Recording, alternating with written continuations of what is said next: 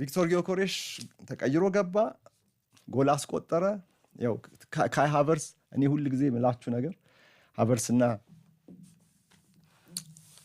ሃቨርስና ዮኮሬሽ አንድ ላይ ሲሰለፉ ላለው ካይ ሃቨርስ ዘንድሮ 3 አሲስት አለው። ሶስቱንም አሲስት ያደረገው ባልሳሳት ለጊዮኮሬሽ ብቻ ነው።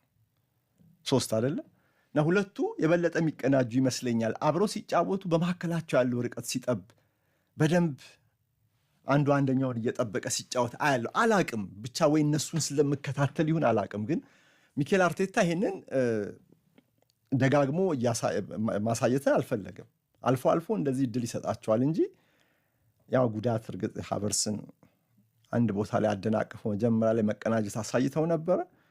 ግን አይ ቲንክ ሃቨርስ ከበስተጀርባው ሲሰለፍ ይሻላል ለጊዮኮሬሽ። ትላንትናም ተቀይሮ እንደገባ ወዲያው ከእርሱ ያገኘውን አሲስት ነው ጎል አስቆጥሮ ውጤቱን አቻ አደረገ እና 1-1 ሲሆኑ አርሰናል ጨዋታው የሚያሸንፍ ይመስል ነበር። 1-1 ሲሆን ልክ ጎሉ እንደተቆጠረ በቃ ይሄንን ድል አግኝቷል፣ ከዛ በኋላ ነገር ይገለበጣል፣ ሙሉ ለሙሉ የኃይል ሚዛን ሁሉ ወደ አርሰናል ይመጣል የሚል ኤክስፔክቴሽን ነበረን። ግን እንደዛ አልሆነም። ከዛ በኋላ ሳውዛምፕተኖች እጅ አልሰጡ፣ ቀጠሉ፣ ድንቅ ነበሩ። እንግዲህ ለ15 ጨዋታዎች አልተሸነፉ። ከትላንትና ጨዋታ በፊት 14 ጨዋታዎችን ሳውዛምፕተኖች አልተሸነፉም ነበር በዛ ባሉበት